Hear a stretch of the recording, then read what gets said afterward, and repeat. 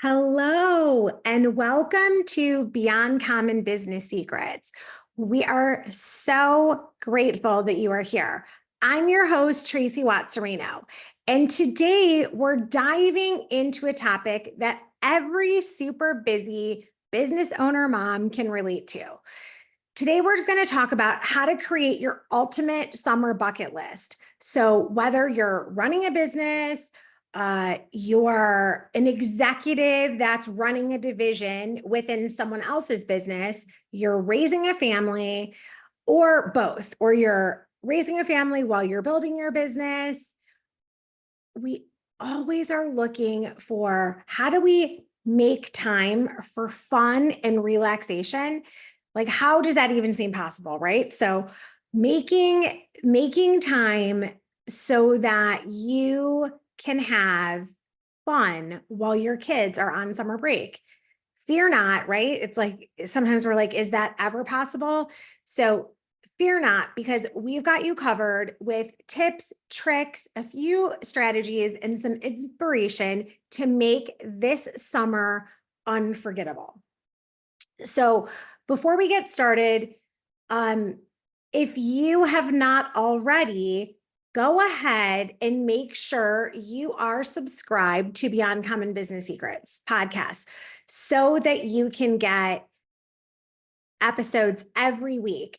Every week, we show up and share different life skills, life strategies that help you seek more harmony in running both your business and life. So if you love the stuff that you hear on Beyond Common Business Secrets, please leave us a 5-star review. This helps so many other people get access to Beyond Common Business Secrets. So the more people we can help, the better. So share this with your friends, your business besties, and anyone you know that will gain value. So the thing is that when we're thinking through, like, let's jump on into summer, right? So let's jump in. So the importance of having a summer bucket list is so that at the end of summer, we just don't go, oh, wow, I missed that, right? How often, like, I woke up the other day thinking, oh my goodness, how is it already June, right? Like, here we are. So why it's important to create a summer bucket list is that every busy business owner mom, when we think about creating a bucket list, we're like, oh, that's just another thing we need to do, right? So I want you to think about the benefits. So not only does this give you something to look forward to, but it helps you plan and prioritize what truly matters. So it's a great way to ensure that you take time for yourself, like you take a moment to breathe and be present amongst all the chaos of running a business, of having a family, and planning all the things. It forces you to take those moments to truly be present and really helps you enjoy the moments that really matter. So when we think about the nitty-gritty of creating your summer bucket list, here are some steps that you can take to get started. So the first thing that we like to do in my family is I like to involve the whole family in the process. Now, the kids are getting older, so they kind of hem and haw, where when they were little, they were super excited. Now we just make it fun and sort of less, I guess, formal, and then the kids get into it. Sometimes my husband will join us, other times, not. So I don't have any hard and fast rules on this. It's supposed to be fun. But the number one thing to get started is involve your family and get brainstorming. Like, start on just a piece of paper, get it out and start brainstorming what everyone suggests. Like, there's no rules to this. This is just crazy. It could be crazy over the top ideas at this moment, right? Just like have everyone share their ideas. in brainstorm. Like in the very beginning, this could be like they want to climb Machu Picchu, right? Like we know as moms, like we'd have to plan for that. That's a huge trip to go to Peru. Well, at this point in the brainstorm process, all ideas are on the table. Doesn't matter how big or small. Bring the ideas. Crazy, small, big, tall, doesn't matter. So have fun with that brainstorming process. Then the next step is to categorize your list, like break down the activities into categories like family activities, solo activities. You might even throw out some of your business growth activities and then some couple time activities. And then maybe the kids have camp and things that are just for them. So you might take this brainstorm list and then break it into as many categories as you need to serve the purpose, right? So one of the things on mine this year is like, read a non-work related book, right? And my older son is really into the Disney villain series. So he wants me to read all of those books because there's a new one coming out, I think in July. So I think last summer I got to book 5. So now I need to like catch up to him. So, that's something that I can do, like it's read a non-work related book. And then we have this topic that we can talk about, right? That we can relate to. And it's like a deeper way of connecting with your 13-year-old. So anytime I can get the triple win, I go for that. So then number 3 would be to prioritize, decide what's most important to you. So looking at what everyone's ideas are, maybe a family camping trip takes precedence over completely redecorating our office this summer. Or I know we have a huge project that we need to do in our basement. And rather than have it take over summer, I've like sectioned off that like on weekends that it's rainy or when we don't have other things that are planned, we can start it, but it's sort of not on my list to really complete until winter, right? So you can like move things around based on that. Then the next thing, which I'm calling number 4, is schedule it.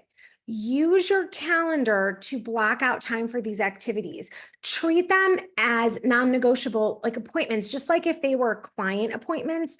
I will block those out first so that then I put all of my clients and all my work around it, right? And by doing this, we ensure that we're really going to hit all the things on our summer family bucket list. And then the fifth thing when it comes to the steps of this is be realistic. Like don't overcommit to the sense that you're making your bucket list so unachievable that you don't have the time to schedule or the resources to complete it. Like, I would love to go parasailing in Hawaii and then have lunch in France and then take a cooking class in Venice. We're not doing all of those this summer, but we can plan maybe one summer this, and then if you have the financial means to do it all in one summer, God bless, do it, right? But like these are conversations that lead to more teaching and growth with our children as they sort of plan their goals as they head into their next year of school as well. So this is some of the reasons I really love to include the kids. So we're balancing, like, of course, they would love if I could totally blow off work and just party it up with them the entire summer. And at some point when our business grows to that level, that is something we will probably do. But I let them know every step of the way what this looks like, right? So for me at this stage of business growth, there's a crucial balance that I need to strike between my professional and personal life, right? So when I have a lot more client work going on and it ends up being summer, then I delegate a lot more of the operational tasks to my team. So I will like get my virtual assistants to work more hours if it's necessary, right? But then I don't go and book those extra hours until I have the client work to support it. So, you're keeping yourself in a really smart budget so that you're growing the profitability in the smartest way possible. But you've just kind of put that seed out there.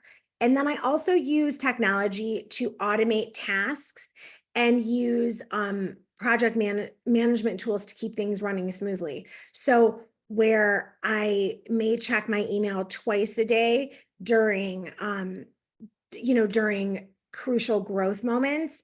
In the summer, when I'm doing a lot more stuff for the kids, I will check my email once a day. And these are just things that shift based on what's happening.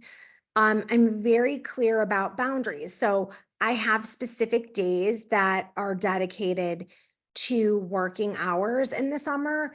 And then I really stick to not working on the weekends. So even if one of my clients is like, oh, Saturday is the absolute only day that will work for them, in the summer, that's our time together as a family. So I will, stay late a different day or make it work in a different way.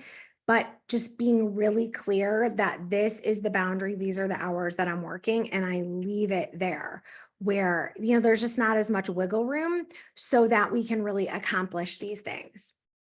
So, I strongly encourage you, get together, start brainstorming. And depending on the age of your kids, they'll really surprise you with some of the activities. Like one of the activities that the kids were really excited about this year for us in the summer is we're really putting our marketing calendar together for the Winter Owl Experience box, which is something that is a really strong seller for us at holiday time. But we know how busy it's going to be. So we're taking some time this summer to really map out what that's going to look like so that we can do it with more, joy, more ease. Another really fun thing we've talked about is doing a neighborhood Olympic obstacle course day. So getting some families together and putting together a bunch of fun contests and prizes and fun things like that. So just really exciting stuff. These are things that I've done for years with my teams. We would always have team retreats, but now we're doing a family retreat type of day, which is super fun. So think of ways to do that. Maybe your kids want to go on a camping trip. Maybe it's just a night of watching a movie outside. That's one that's on ours. We have a big outdoor projector and a screen so we can watch a movie outside. Sometimes it's going away on a camping trip. Sometimes the younger kids want to just camp out in the backyard, right? Maybe it's one day having a balloon fight. Maybe it's going to the beach, going fishing. And there's a million things. Maybe you're going to try paddleboarding or kayaking for the first time, or go to a summer fair, or get lost in a bookstore. There's a million things. Maybe it's building a sandcastle, going to a water park. There are a million different things. The best way to do this is brainstorm with the kids, figure out what's most important to them, and then plan accordingly. And once you start planning accordingly, then everything falls into place. This year, we've done a lot with removing toxins from the foods we eat. So we have a bunch of really fun non-toxic ice cream options that we're going to try, and a few healthy desserts we're going to make together. So that's just something that is important to our family dynamic. So I never give you hard and fast, it has to be this way. These are just ideas to help you expand on what your ultimate bucket list could be. Like maybe you want to travel across the world and go to Australia, and that's on your list. Maybe you're going to do a fun science experiment. The options are endless, but you want to first start with brainstorming what everybody wants to do and getting them all together. So like that's always like where I start. And then this is one of those things where when we think about what's most important to us, we want to look as we, head into the end of summer, we want to make sure that we're feeling that we connected. We had those moments of deep, meaningful connection. We had time to enjoy spending time with the kids. No matter what their age, we can find things that they're interested in. Even if it's that we have to learn how to play the video games that they're into, whatever they're into, find the time to make a deep, meaningful connection, because that's what's most important about summer.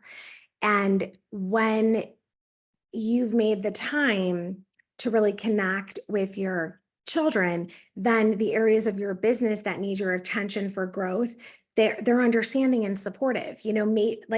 Maybe they're going to help you with organizing your files or labeling different folders in your Google Drive. There's many different ways we can engage more help and development within our businesses and get the kids excited to be a part of it. So that is true for whether we're just planning our summer activities or we're seeking help from them with the growth of our business. So I strongly urge you and encourage you to create your family's ultimate summer bucket list and understand that as a super busy business owner mom, put things on there that are important to you.